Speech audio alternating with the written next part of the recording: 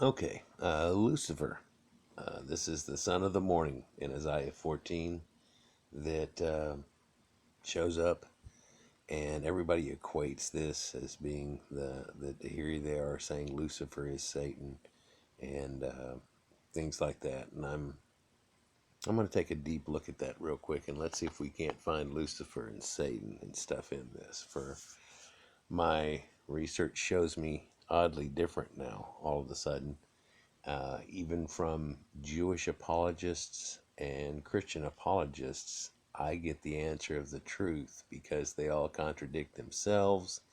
And in that fact, it just showed you the truth. It comes across as weird, but this feeling that we have of Lucifer being a bright and shining being, a beautiful creature that tried to take and put himself on a throne and exalt himself above God, and in doing so got knocked down, is said later in the Bible also. And it's probably geared at the Canaanites at that time. And it's a reoccurring theme, by the way. It's not something that happens once. And Satan gets killed, and the Antichrist gets killed. You know, the first Antichrist would have been Nimrod, and it continues to go from there. But I digress. Lucifer, the actual word in Greek is phosphorus. It is meant to be something that is extremely bright. At this time, they're messing with chemistry somewhat, and if you put phosphorus into a fire, it ignites. Pow! Phosphorus is also what's in your watch and makes it glow in the dark. And so you can get something light and then take it away and it glows in the dark, kind of like the moon and things. And there are old stories about phosphorus being moon worship at editions and things like that. And found a few amulets that had it and stuff, and some burial things and so on. But which is not good to have, you know, just raw phosphorus. But anyhow, it's always been equated as being Venus, the morning star, because Venus shows up in our dawn right before dawn. And then as the sun comes up, it dips and disappears. And then right as the sun goes down at night, you see it again pop up, but the wobble of the earth keeps pulling it down. But it is about the brightest star in the sky. I mean, you've got the polar star and you've got it. And there's a few stars that are bright, close to that amount of brilliance, but really Venus shows up to be incredibly bright. Now, the odd thing is that Venus does this rosette wobble, that during its precession, it does a wobble that actually comes up and down and over and over and down and up and down. And I don't know if you know what I'm drawing here, but it's a star. It's a pentagram star, and that's exactly what Venus does. Is it runs this gambit of wobble, wobble, wobble, wobble, wobble, wobble, and it does it over and over again. And as it does it, it starts tilting. It slowly does it, and it tilts like this as it goes around, but it continues this ching, ching, ching. You remember spirographs when you were kids? Yeah, well, it's very similar to that, and it shows up this wobble. I've got a video on it. You need to probably look that up, maybe write that down separate of it, and then look it up, the video of showing how it wobbles.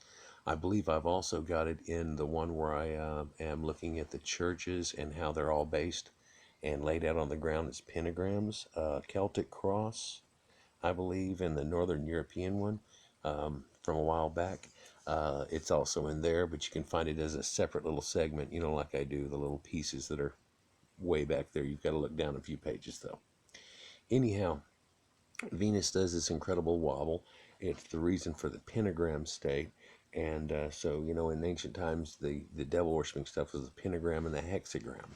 Well, the hexagram was worse. It was definitely a worse thing. Well, believe it or not, the hexagram is actually the Jewish star, and it's the seal of Solomon, the Star of David, and also listed in your Bible is the star of the god Remphan, which if you check into it is actually Saturn. And the old belief of the Greeks and Romans of satyr, the satyrs that were like half goat people and stuff that they talk about are really just people that wore pants and leggings that were made of animal skins. But because they were somewhat barbaric compared to the Greeks and Romans who were sitting back eating grapes, they kind of didn't make them look on a real good light, did they? But and it's because they said that they were, still coming out of the last of their beastness. And people, this would have actually been the people right down in that area where we're talking about Christ and all of this having going on and stuff. Far to the right, through Persia, you would end up getting to Babylon and Sumeria, where the great civilization of old had already been. And in Babylon, of course, there eventually was a goddess who was deified as Venus, and the Greeks knew her as Diana.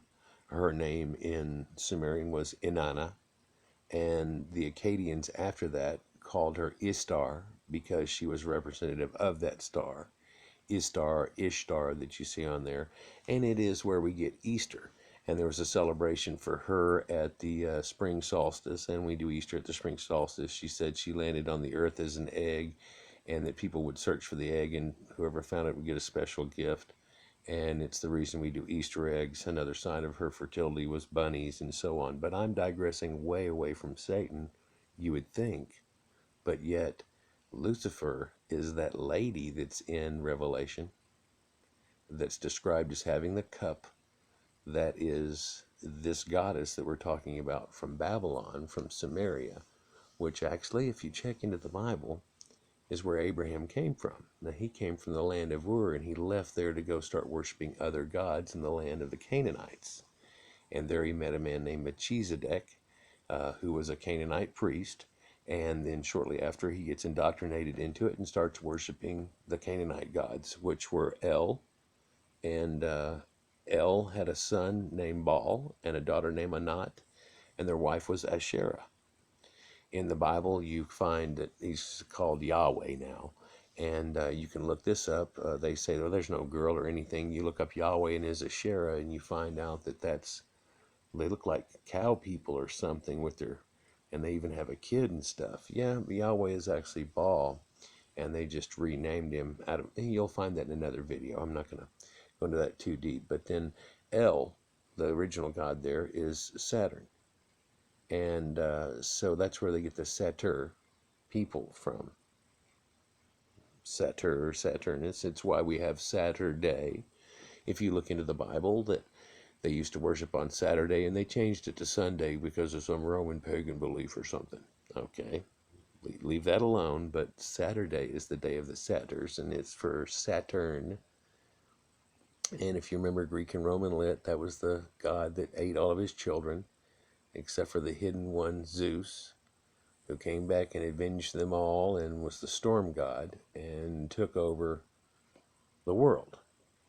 And we ended up becoming the king of Olympus, right? Well, where they get that from is the Greeks and Romans. They adopted everybody around them's religion like crazy and adopted it into their pantheon. That's how they ended up with 12 major gods. And where did they get this one from? Well, there you go, the god Saturn, known as Kronos. There used to be a man named Kron back in the time. He had a symbol of two snakes going around coming together. This is the symbol of the outer ring of the seal of Solomon. It's the symbol that you see in Conan the Barbarian, who is supposed to be a Sumerian, that of two snakes coming together. But in his depiction, the snakes are almost coming together. If you remember how he does his arms, it's not a snake eating its own tail, but that's what it really is. It's like a snake eating its own tail, the perpetuality thing. I'm digressing a little bit, but let me continue.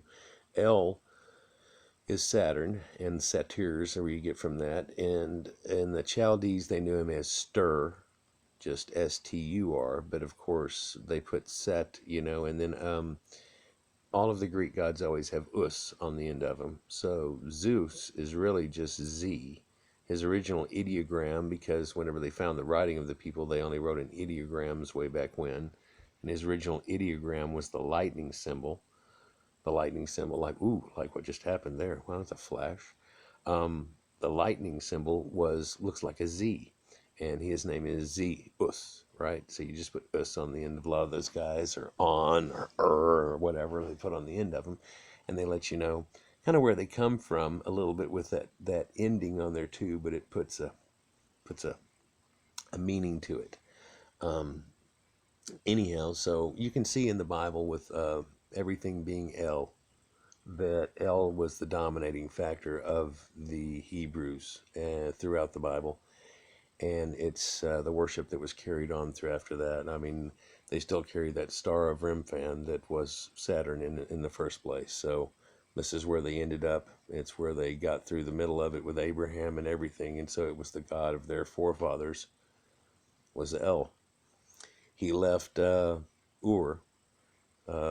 He was in Ur of the Chaldees, so he was in Ur, which is, Babylon, and the place is looking at bad. And of course, in Joshua 24, it says that Terah and his ancestors and forefathers before them had lived across the river of Euphrates and worshiped other gods. This is referring to this, and everybody just agrees with that. But the moment they agree with that, people, they're agreeing with the fact that Noah, only dying 6 years before this Abraham leaving situation, would have still been alive, and his children, who were on the boat too, still alive, and that they weren't even worshiping the God that had released him from the boat. Like they had been releasing a false God.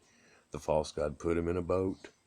Things like this that come from this, like how could you get that? Well, it gets worse than that, people. If it says his ancestors, this must go all the way back to Adam and Eve. They're the progenitors of all that. So that would end up being them. So Adam and Eve, all the way until Terah, worshipped false gods apparently to Abraham. Abraham had found the new God over here in the Canaanite land, the land of El, and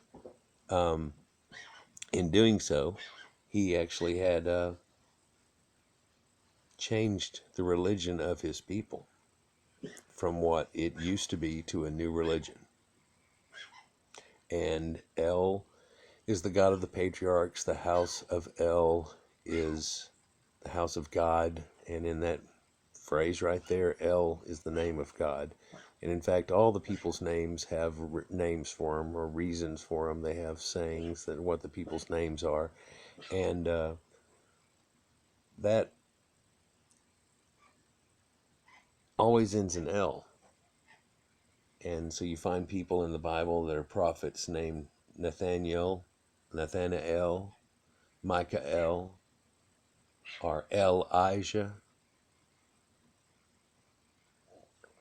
There's a bunch more. Ezekiel. I mean, it just keeps coming out. Or all the other people's names that were there. Jerubbaal.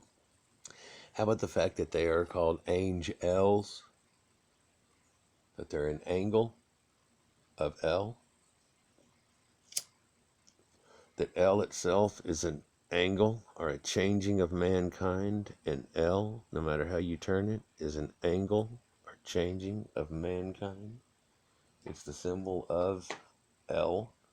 When they write down that letter, that's what it is in pretty much every dialect, is a change or a deviation looking mark. Yep, or like a check mark, even in some of them. Like we were going this way, and now we're going that way.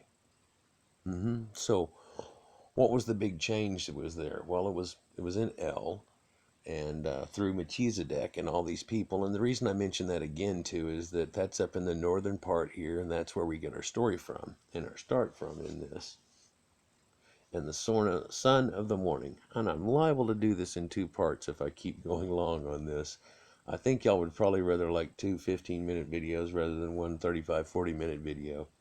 But let's look into this. Son of the morning, Isaiah 14, if you've got your Bible out there and you've checked it out and stuff, get to that point on there and you'll see some interesting phrasing. But there was one picture someone had down here. Where is thou? that I wanted to pull up, because instead of me just saying it to you, you get to see somebody else saying it. And I think that helps validate, because a lot of times I'm sure y'all are just thinking I'm just talking out my ass. And or that most people that are doing this types of things are talking out their ass. So here's God's in the Bible by a Jewish guy, Elisha ben Abueh, and he is referencing this, that here's the showing of a God in the Bible here. Let me see if I can get that squared out just right. Down, down. There we go. So, Shahar. The first reference is in Isaiah 14:12, and that's where we're going to be. It's listed as the daughter of El, and Shalim's twin sister. Shahar is the goddess of the dawn, while her sister goddess of dusk, attributed to the planet Venus, and rule the stars of their appointed times. So whenever they start equating this guy in a moment to this person, and they call his name as the deity here, you can tell that they're trapped in the El pantheon and still have it hidden in their speech to this day. Venus ruled the stars at their point in time. In the verse, the Christian Vulgate mangled to be Lucifer. This is what we're fixing to discuss. It is she, or rather one of her stars, that is one of the stars for each nation, who is being referenced concerning the fall of the kingdom of Babylon. You see, now, she had spawned forth the 70 children that spawned forth the nations, one of which was the Canaanites. Whenever you look later in the Bible and it talks about the 70 nations and so on, that's it. But El Elyon had taken over by that time, the Most High God, and that is El Elyon. The reason he's listed as the Most High God is because at that time Saturn was the farthest away visible planet. In fact, until we had badass telescopes, we didn't find Neptune, Uranus, and Pluto if you pull it in and out of the list. And what's odd about that is they have slight rings on them, and the Babylonians and Sumerians, really the ancient Sumerians, already had the idea that Enki had been disposed and he had been put to the outer edge, and that On had been disposed and put farther out, and their rings of halo of divinity had been fading, but the new ruler had a bright ring around his head. And so you look, and there is a slight ring around Neptune and Uranus, and they're described in the same colors of clothes, and On is always sitting on his side, like you see the gods in the Romans, and sitting on his side, and wearing his blue-green, and then the blue of Enki, and I believe this was their eye color also, blue-green, and blue for Enki. Enki's always showed us having blue eyes, and Nana, this girl here, had green eyes from her father On, and her mother, Ninharsag, the queen of the great mountain, that had helped spawn all of civilization for mankind. But I digress a little bit, but here's some knowledge about it, though. And so she's being referenced whenever she talks about the fall of Babylon, that it was actually after her reign, and which is Nimrod in the Bible, and her sons and everything else, which actually is under different names, but Nimrod is a leopard, and this man wore leopard skin as a sign of his divinity, because I think he had actually killed the thing by hand. Have you fallen from the heavens, firmament, light-bearing son of Shahar? You have been cut short, falling to the land, ruling over your prospective Goyim, the Babylon. Well, that's the way they teach it now, because Goyim are cattle and all those type of things, but let's look into this. There's a few things we have to go into the first of it, where they may know from the rising of the sun from the west, there is none beside me. I am Yah, and there's none else. And the odd statement right there, people, is this is where he actually says he doesn't have any gods beside him at all. There's a point where he drops Asherah, because of the woman thing that was the woman deity over there, and they start attaching it to her, and he drops her. And this is the Yahweh dropping of women thing, and why women are looked at so bad in the Bible, and how she ate the apple of knowledge and got so smart but screwed up all of mankind. In these people's view, because they were jealous, Their God was the jealous one, remember? The other people were just living along la la la till they went over and killed off all the Sumerians. But I digress. I mean, there's no proof in any of the Sumerian stuff that they did much. Real bad to everybody. In fact, they were supposedly the progenitors of all of mankind, and they were the ones that go way back now to 10,500 years in the Rada civilization. They finally found what I knew they would under some burial thing. They found this whole Stonehenge looking thing that dates back twice, three times the date of Stonehenge, and it's a little more intricate than Stonehenge too, and it's got all these astronomical dates, and it looks like each one is dedicated to certain astronomy things and all this wicked shit.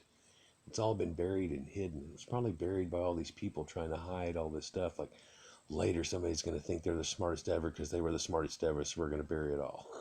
You know, to this day we're finding things like the Sumerians had a better trigonometry. I've got a video on this. Look at it. The Sumerians have a better trigonometry than our current, because it was based on 60.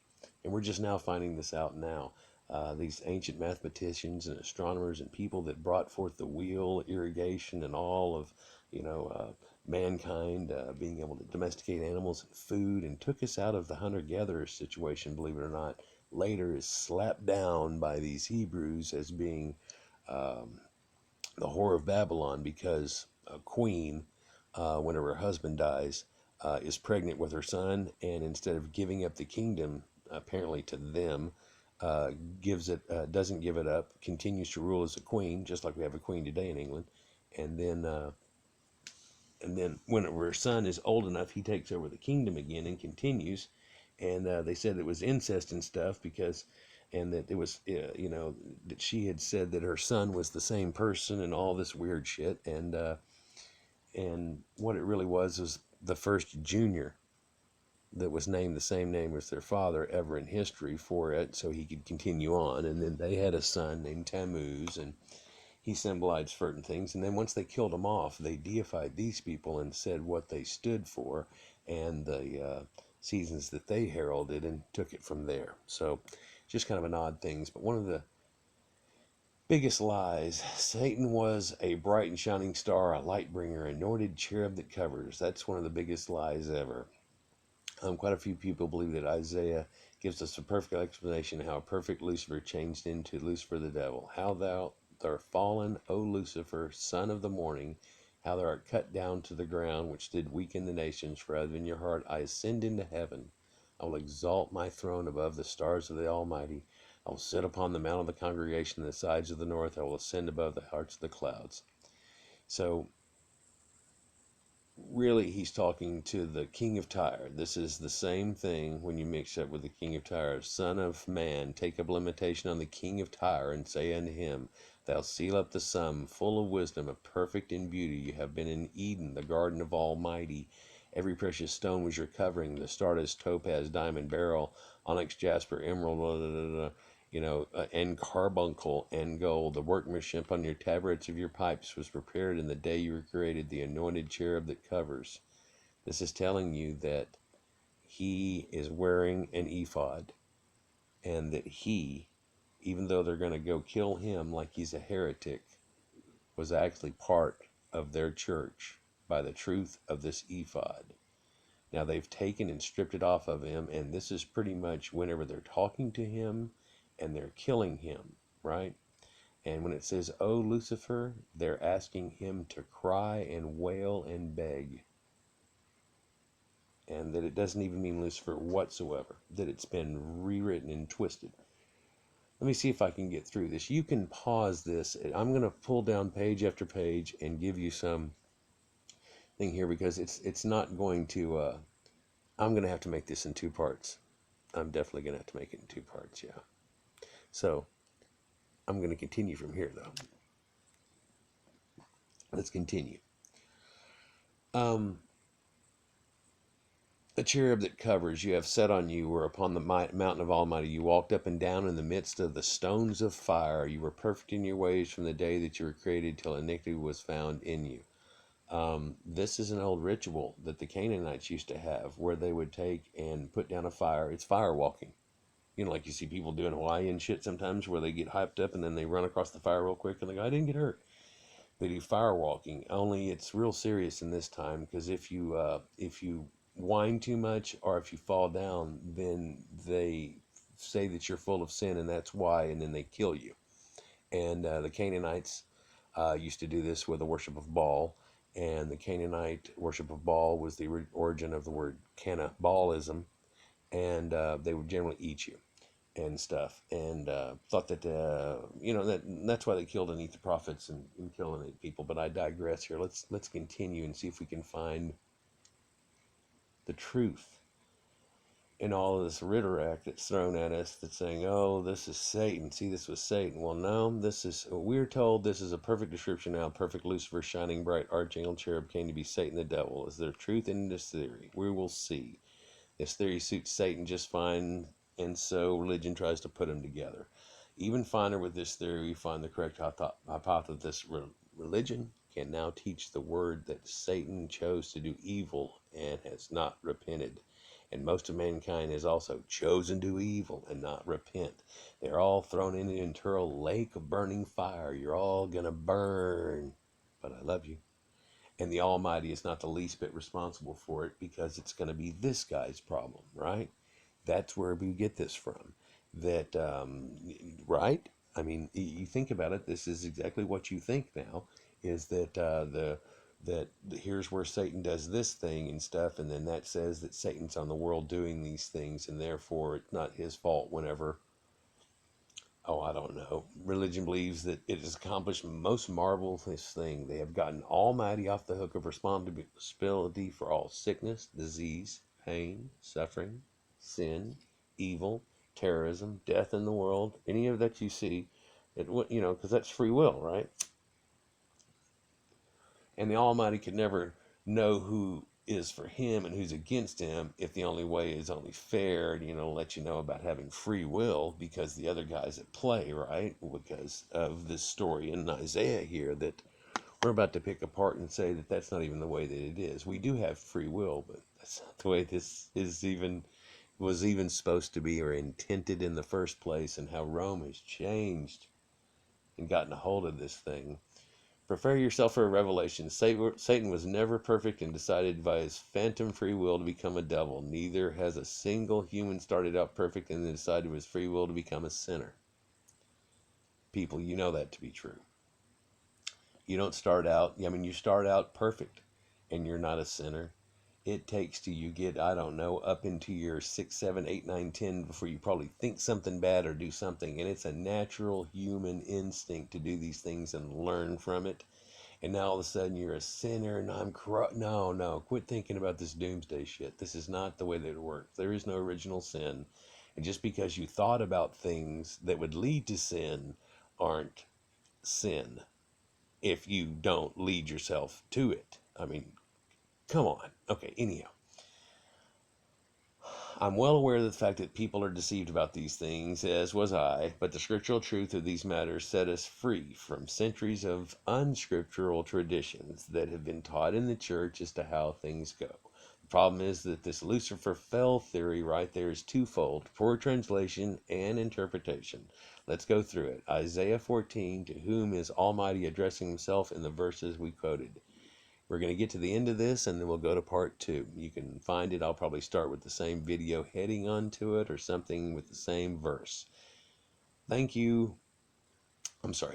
you shall take up this proverb against the king of Babylon. So this is who it is. But it's also the prophecy against, now we found out who that was, the name that they actually use in the Hebrew Bible, right in here. Not Lucifer, not Satan, not a cherub, and the Almighty tells us the end of this man's reign. Your pomp is brought down to the grave. Satan was not put in a grave or killed, and the noise of your viols, harps, or lutes, the worm, maggots are spread under you. Maggots can't eat an angel because it's a spiritual entity, and the worms will cover you. This is not Lucifer, verse 14, Satan, the devil. Well, everybody says that it is. Who or what is Lucifer? Well, we'll get into that. But one thing I want to interject here too is that there was a barbaric practice of these Canaanite people that the Hebrews were living with and doing all of this right here. This is them, the El people with the El last names, the angel, The name of God is Elohim, you know. So anyhow, they used to have this practice of putting their heads up on poles. You can see it in Conan the Barbarian. This is supposedly during the reign of Nanarsin. Well, they've got a few of these things going on, and they're showing you some of the things that they found out were going on, and they tried to mimic it so it had that feel. They really tried pretty hard and did a pretty good job on Conan, really. Having him with an accent just kind of fuller verified it, I guess, rather than taking away from it. But, and his physique sold the hell out of it, didn't it? Anyhow, they used to keep the body of a dead person sometimes out there and just let it rot. And they'd put them on the road coming in and let you know, and they'd put a sign up on them and tell you what the person had did. So if you were coming into the city and you were thinking about doing that, they put like robber, and they'd have this guy put up on a pole, you know, and you ain't gonna come in and start robbing people, because if we catch you, you'll be on a pole, you know. And this king here, for what he did, they set and let him rot in front of everybody, and the maggots eat him and stuff. And there's the story of it right there. Now we're gonna stop here with this one. We're going to go on to part 2. I hope you'll join me through that, and we'll continue to show who or what is Lucifer. You can, of course, pause this and look at what I'm first going to say as we go through, but I will try to flash through it as soon as possible and as quick as possible without too much deviation, but try to entertain you during that time and also give you more information that fleshes out this. Thank you. See you in part 2.